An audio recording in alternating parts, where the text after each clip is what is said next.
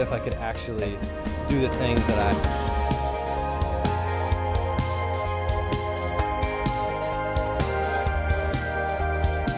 There is a humanity that occurs at an event like this that you just can't get by yourself.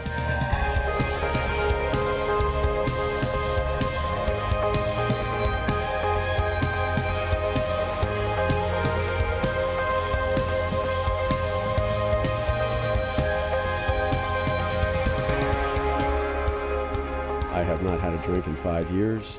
I have lost the weight. There is help, Tony and UPW. But if you want to make a change in your life, that's what you have to do.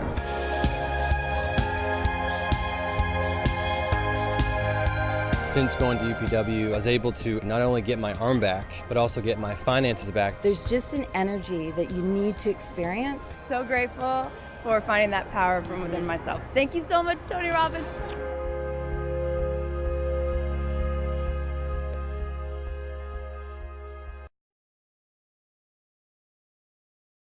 Now, Steve's a dear friend of mine, and when he was building the Win, I'll never forget, he was at my home in Sun Valley. I had just gotten to meet him. It was New Year's, and everybody else was standing watching the fireworks, and I was sitting at the table, and I was basically doing a brain melt, sucking out of his brain everything I possibly could. How do you think about this? What do you do? How do you market? And here's what I learned from Steve. People don't buy products. They buy feelings. People don't buy products. They buy states. People don't buy products. They buy identities. And he and I went back and forth for about 2.5 or 3 hours and became lifelong friends for the last decade and a half. And what I learned from him is, how many of you know the 6 human needs? Let me see your hands. Raise your hand if you know the 6 human needs. So real quick, for those who've never heard it before, what's the first need that all human beings have? It's not a goal, it's not a desire, it's a need. What is it, quick? Certainty. Everyone has a need for certainty, that they can avoid pain, or ideally they can have some pleasure, but that's a survival instinct. If you have total certainty all the time, you will feel completely what? Bored. So what's the second human need? Quick. Uncertainty, which another word for uncertainty is variety.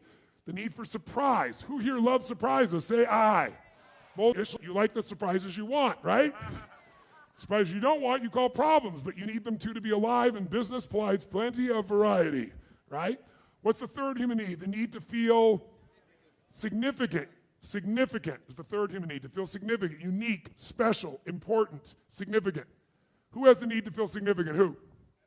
Who?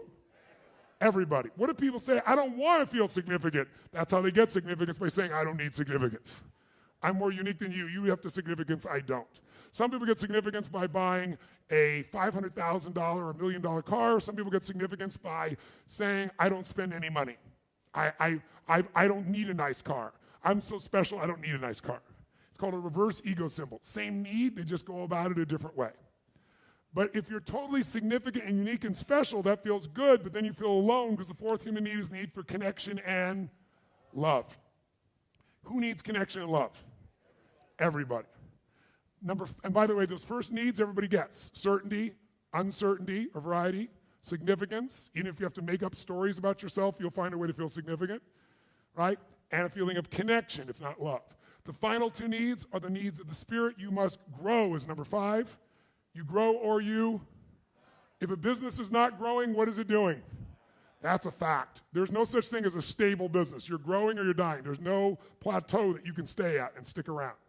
And lastly, number 6, you got to grow. And with what you grow, you have to contribute, because everything in the universe is either growing or dying. Everything in the universe is contributing, or it's eliminated by evolution, if nothing else. We're made for that. Now, having said that, when I was with Steve that night, I explained these 6 needs, and as I'm explaining them, he grabs me physically by the shoulder. He goes, that one, that one. And I just said significance. He goes, that's where I've made all of my money in my entire life.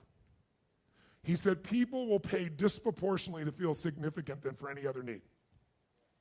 He said, people will spend more money. People want love, but they think they'll get love if they're significant, or at least they'll get laid if they're significant. He said, so I built the most expensive hotels in the world, and I charge more than anybody else. And even when Las Vegas in 2008 went through its drawdown, Steve kept his prices high. Why? Why? He wanted to still be the most special place. He came to this seminar, sat in the front row, and there's almost nothing that makes me uncomfortable, but I'm like, what am I going to teach him? But he sat in this event at lunch, took me to lunch, and he goes, this is the most viable session I've been in the last 10 years. I know what I'm going to do. This is in 2008. He said, here's what I'm going to do. I'm going to, when all my competitors are shrinking right now because they're trying to survive, I'm going to go build this giant beach club that goes right to Las Vegas Avenue. I'm going to build this new entrance. I'm going to up my services. He said, I'm going to do what you teach. What is the fundamental success to becoming wealthy? It's only one thing. If you want to be wealthy, you have to do more for your clients than who? Than anyone else. You have to add more what? That is the entire secret to wealth in business. If you want it in one sentence, it's simple. Do more for others than anyone else is doing, add more value, and you will own them and you will own the marketplace. He goes, you know what I'm going to do, Tony? When everybody else is shrinking, I'm going to add more value. So all the high-end people are going to see I'm doing more, and they're going to come to me. And this down period is going to be the most important period of my entire career. Because when the economy comes back and those guys start giving services, I already own these people. They're not going to leave me. I'm their home. You got to ask yourself, what do I do to add more value? And many of you think adding more value means cutting your prices or doing something of that nature. Sometimes adding value is raising your price. It's crazy. Raising your price can increase your sales if it's the right piece. Now, if you raise your price and do more, no question that could be the right thing in some cases. Some of you, your market is the cheapest price. Maybe it's time to change that business model, because unless you're Walmart or Amazon or somebody that can do things at massive volume and lose money and sustain it, you might need a thing called a margin. If you're going to be successful in business, you want a high margin. High margins come from high human needs being met.